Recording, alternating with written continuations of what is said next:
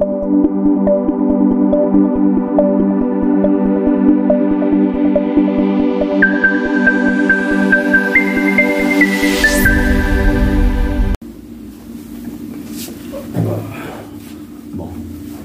bonsoir à tous, chers mesdames, ou là vous regardez ces vidéos-là, bienvenue sur votre chaîne YouTube, Ange Gardien Télévision.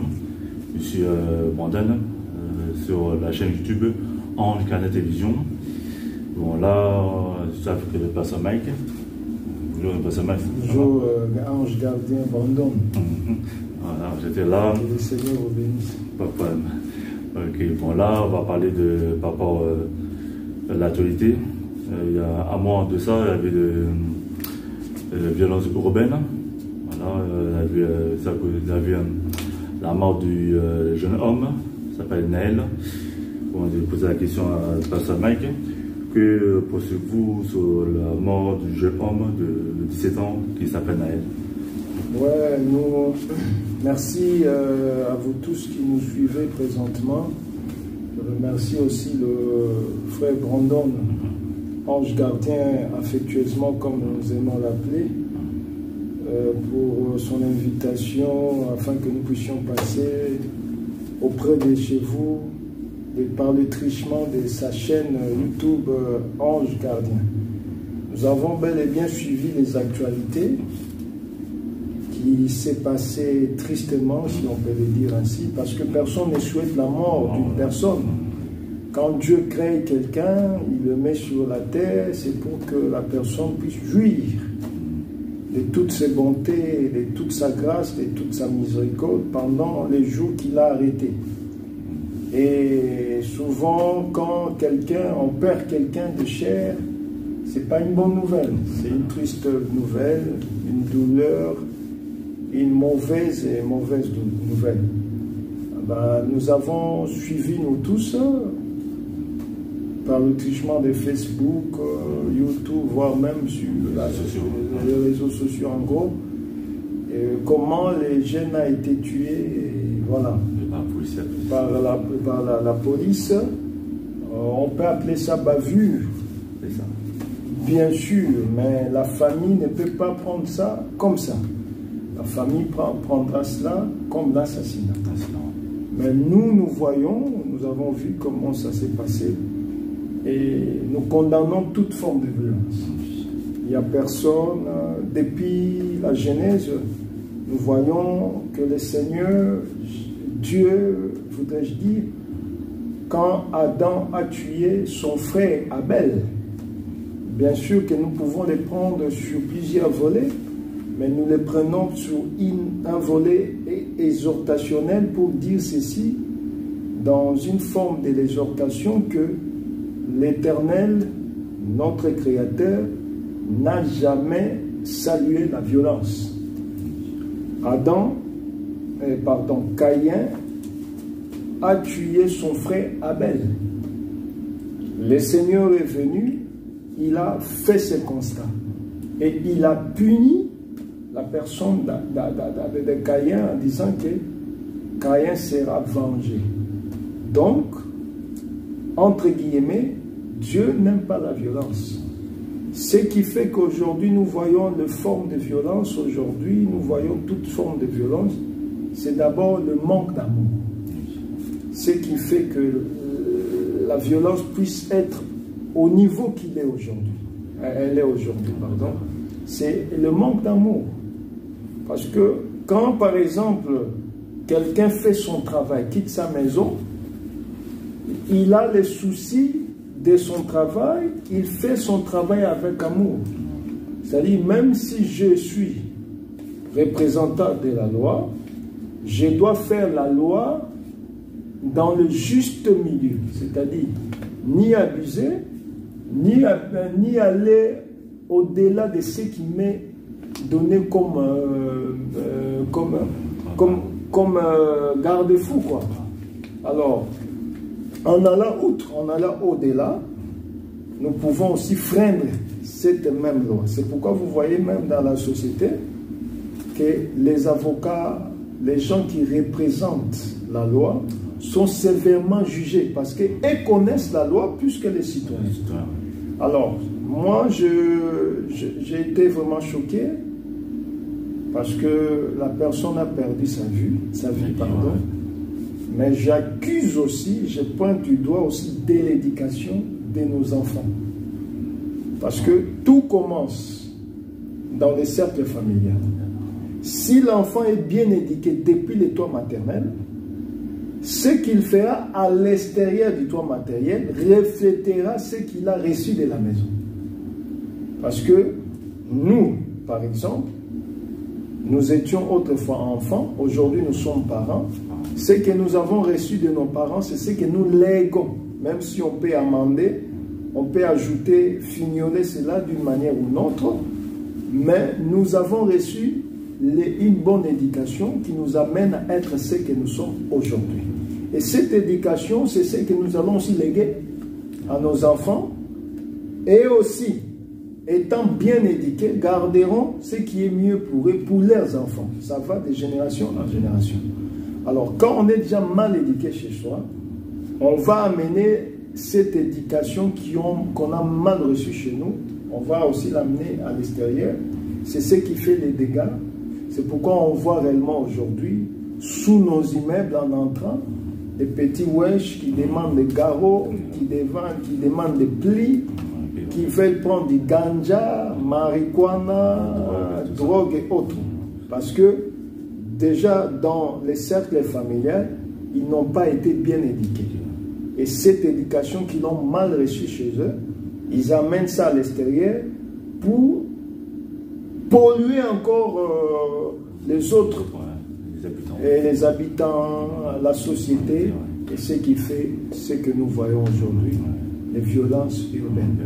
Donc c'est le manque, c'est le raté, si on peut l'appeler ainsi, c'est la défaillance de l'éducation reçue dans les cercles familiaux. En gros, c'est ça. Parce que peut-être les morts à Nanterre, en plus c'était la ville de Nanterre, au Seine. Après, ça a créé des émeutes en plus. Et deuxième question, que poursuivez-vous de la violence urbaine, comme les émeutes et les pillages? Parce qu'en fait, il y avait beaucoup de pillages, il y avait des casses, des magasins, des voitures brûlées, tout ça. On dirait que c'était la guerre. En fait, étant de Dieu, nous devons toujours se recourir à la parole. Les violences n'ont pas commencé aujourd'hui. Mais on s'élève. Pourquoi? Pour faire une violence. Et cette violence qu'on fait, on l'a fait pour quelle cause? C'est ça aussi. Nous avons vu un jour, je vais prendre un témoin dans les Écritures, dans les livres de Genèse, on avait violé Dina, qui était l'enfant de Jacob, la cadette, parce que Jacob avait 12 fils. La seule fille qu'il avait, c'était Dina. Alors, les Shichémites ont violé leur sœur. Alors, le frère de Dina se sont levés, malgré qu'on voulait prendre leur sœur en mariage, mais déjà, le début de la chose était, le commencement de la chose était mauvaise, parce qu'on l'a déjà violé, on l'a déjà déshonoré. Vous savez, la virginité en Israël, c'est quelque chose d'important. Alors, ils ont pris les épées, ils sont allés exterminer le peuple qui avait réellement violé leur sœur. Donc, la violence n'a pas commencé aujourd'hui. Nous avons vu aussi dans Genèse avec Lot, Lot a reçu les étrangers, entre guillemets, les anges dans sa maison. Les peuples se sont levés, les Sodome et Gomorrhe se sont levés pour qu'ils puissent faire la violence aux anges que la personne de Lot avait reçus. Donc la violence n'a pas commencé, elle date de longtemps. Mais nous faisons, on n'a pas, la loi n'interdit pas, nous sommes en démocratie entre guillemets, et la démocratie, c'est le pouvoir du peuple. Le peuple n'est pas interdit d'être mécontent par rapport à X ou Y. Mais nous devons le faire d'une manière saine, propre, tout en ne pas touchant autrui, tout en ne pas touchant le droit d'autrui. Mais regardez ce qui s'est passé il y a quelques semaines passées. Ils ont cassé. Moi qui vous parle, je descends de l'immeuble, je vois mon voisin en train de pernicher comme un enfant parce qu'il devait aller au taf. Sa voiture a été brûlée, consumée, calcinée. Il n'a même pas l'assurance tout risque. Voyez-vous? Or, la personne qui a tué Naël n'est pas la personne qui vit dans cet immeuble-là. Mais pourquoi votre mécontentement vous l'amenez à tout le monde? Au paisible citoyen qui doit aller faire son carton à logistique, manutention pour gagner un peu du pain pour nourrir sa famille. Alors, l'instrument qui l'amène au travail, c'est la voiture. Il travaille dans un lieu, dans une zone industrielle où la voiture est seulement l'agent qui l'amène, l'engin qui l'amène jusqu'à son taf. Il n'y a pas de bus. Le moyen le plus facile, c'est la voiture. Parce qu'il n'y a pas de bus qui entre dans ces zones-là, dans la zone industrielle, là où il travaille. Alors, il va rester chez lui. Il n'aura pas de quoi pour aller acheter une voiture à l'immédiat. Donc, il doit faire encore des économies avec les SMIC qu'on gagne. Voyez-vous, vous pénalisez une vie et une famille à cause de quelque chose qui s'est passé où on peut réellement régler à l'amiable quand nous sommes dans un pays des droits.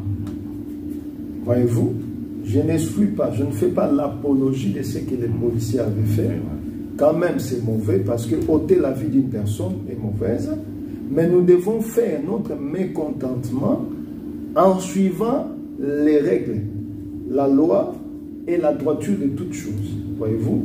Alors, ce que nos jeunes font, c'est vraiment du n'importe quoi.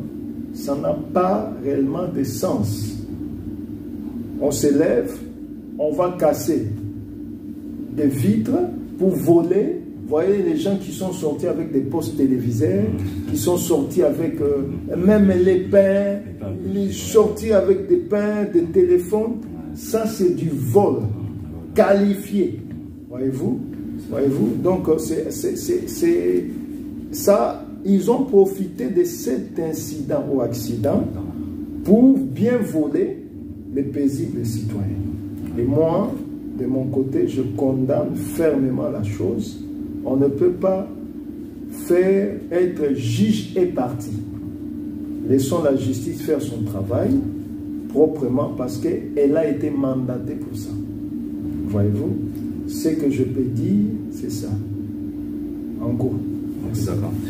Ok, après, troisième dernière question, quel conseil donnez-vous pour les enfants?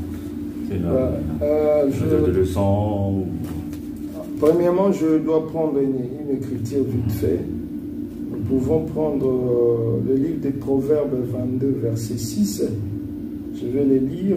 L'écriture nous dit: instruis l'enfant selon la voie qu'il doit suivre. Et quand il sera vieux, il s'en détournera pas. C'est comme je disais en amont, que tout commence par les cercles familiaux.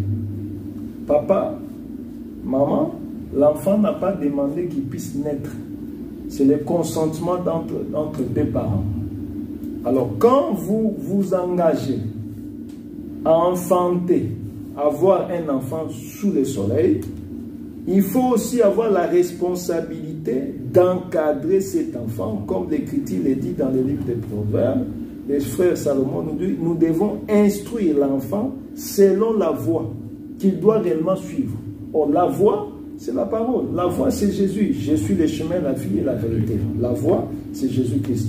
Donc, quand on enseigne l'enfant dans la parole, il sera instruit. Et quand il va grandir dans la parole, il ne va pas se détourner quand il sera vieux.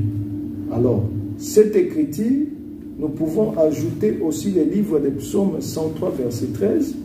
Comme un père a compassion de ses enfants, l'Éternel a compassion de ceux qu'il craignent.